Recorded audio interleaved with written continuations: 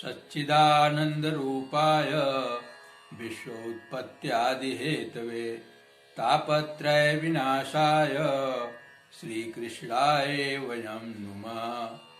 अब मैं श्री सुखदेव जी को प्रणाम करता हूँ, जो व्यास जी के पुत्र हैं तथा 12 वर्ष तक अपनी माँ के गर्भ में पड़े रहे। काफी अनुनय विनय के बाद वो बाहर आए तथा बिना यज्ञोपवीत संस्कार के ही संन्यास के लिए जंगल की तरफ जाने लगे। उनके पिताजी उनके पीछे व्याकुल होकर जाने लगे। मैं उस सुखदेव जी को प्रणाम करता हूँ। यम प्रव्रजन्तमनुपेतमपेत कृत्यम द्वैपायनो विरह कातरया जुहाव उत्रेति तन्मयतया तरवोभिनेदुवस्तम् सर्वभूत हृदयं मुनिमानितोऽस्मि।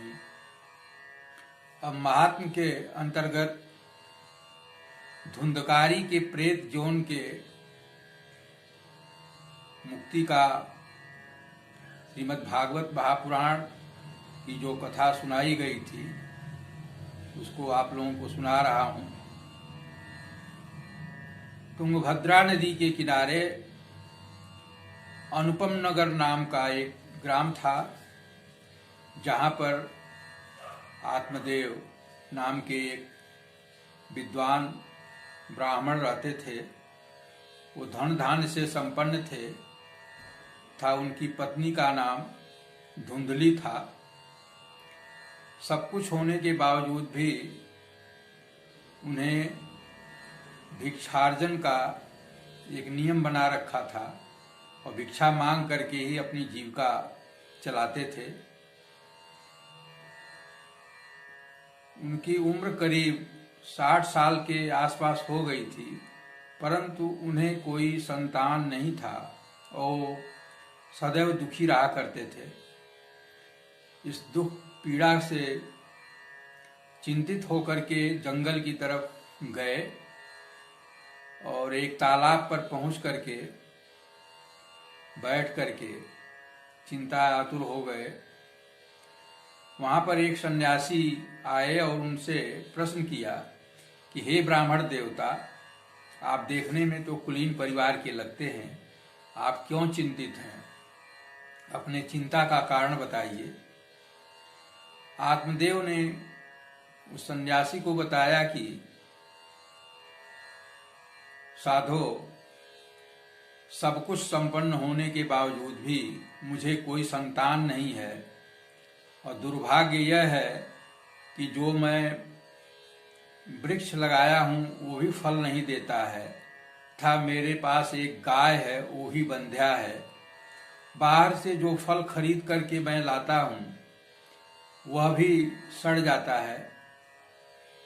सन्यासी ने उनके 7 जन्मों की कुंडली देखा और कहा कि हे महानुभाव, आपको 7 जन्मों तक किसी प्रकार का कोई संतान का योग नहीं बन रहा है। आप इस संदर्भ में चिंता न करें, आप घर को लौट जाएं। ब्राह्मण देवता और दुखी हो गए और उन्होंने कहा कि अब मैं आत्महत्या कर लूंगा। आप कोई भी उपाय करके ऐसा कोई साधन बताएं जिससे मुझे पुत्र की प्राप्ति हो। ब्राह्मण देवता के दबाव के आगे सन्यासी ने उन्हें एक फल दिया और कहा कि आप ले आकर के अपनी पत्नी को खिला दीजिएगा।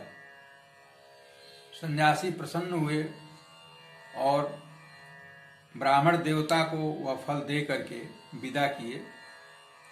ब्राह्मण देवता अपने घर आए और अपनी पत्नी धुंधली को वह फल दे दिया और कहा इसे खा लो।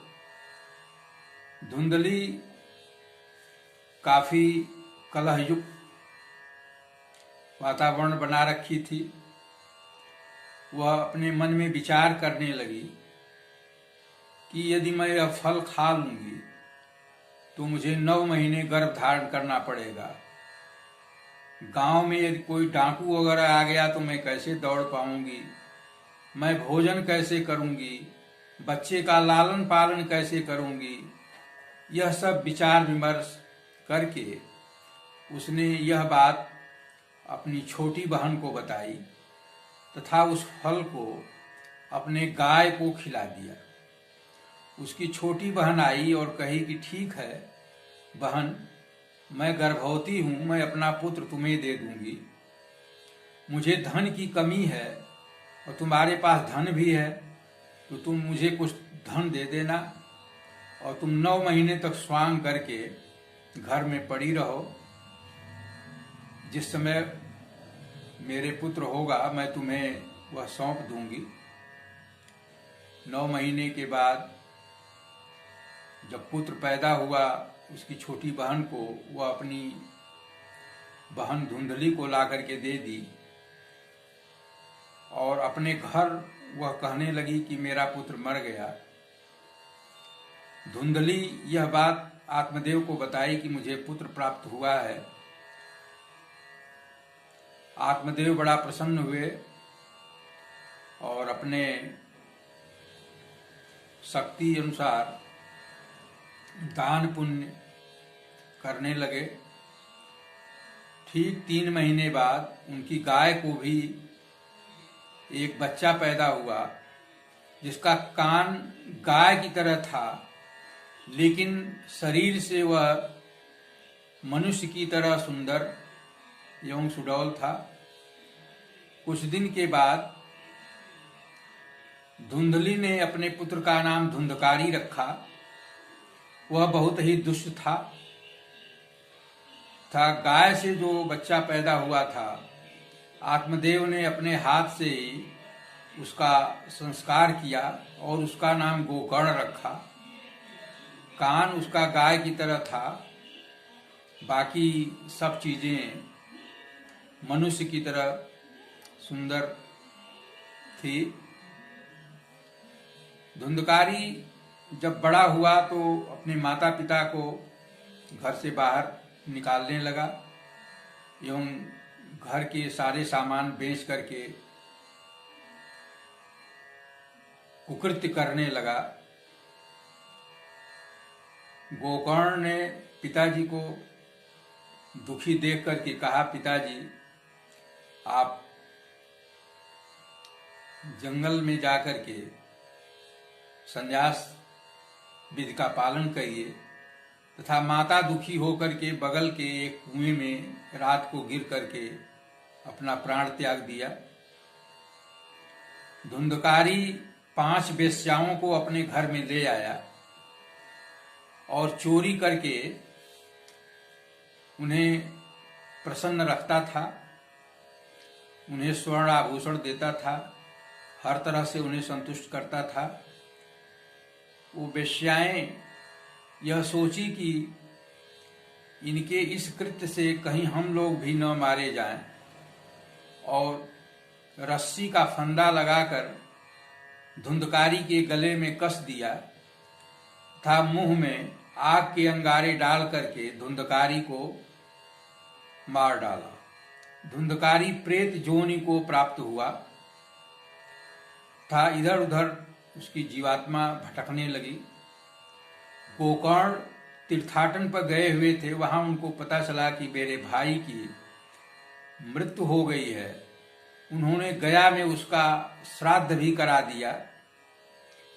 एक दिन गोकर्ण अपने घर आए। रात को धुंधकारी विभिन्न रूपों में बनाकर के उनके सामने प्रकट हुआ।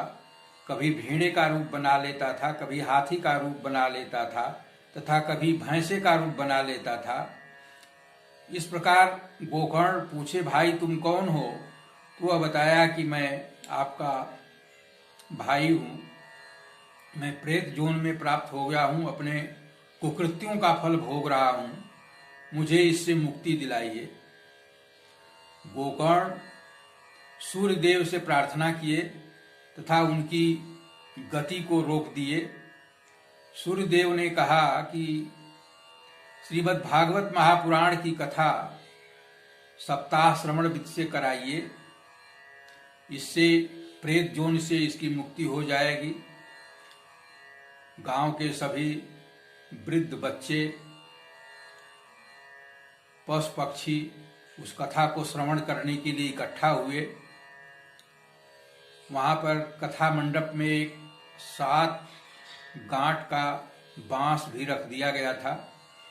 धुंधकारी सूक्ष्म रूप से उस बांस के अंदर प्रवेश कर गया। पहले दिन की कथा समाप्त होने पर शाम को लोगों ने देखा कि बांस का एक गांठ फट गया। इस तरह से 7 दिन की कथा हुई तथा 7 गांठ उस बांस के फट गए और भगवान के पार्षद विमान लेकर के वहां प्रकट हुए तथा धुंधकारी से स्वर्गलोक को जाने के लिए कहे। गोकर्ण ने कहा कि कथा तो हम सभी लोगों ने सुना है, लेकिन धुंधकारी के लिए ही विमान क्यों आप लाए हैं महानुभाव। पार्षदों ने कहा कि कथा तो आप लोगों ने सभी लोगों ने सुना है, लेकिन फल श्रवण के भेद के कारण इसका फल धुंधकारी को ही मिला है। इसने कथा का श्रवण भी किया है, चिंतन भी किया है, मनन भी किया है। आप लोग पुनः कथा कह करके उसी तरह चिंतन और मनन करिए। आप लोगों के लिए भी विमान आएगा तथा आप लोगों को जाना पड़ेगा। धुंधकारी एक दिव्य रूप धारण करके प्रकट हुआ तथा विमान में बैठ करके स्वर्गलोक को चला गया। इस कथा का कहने का उद्देश्य यही है कि श्रीमद् भागवत महापुराण सब पुराणों में श्रेष्ठ है तथा इसके श्रवण मात्र से ही प्रेत जोनि से मुक्ति मिल जाती है तथा सुख शांति घर में सदैव बनी रहती है। अब मैं कथा को यहीं पर विश्राम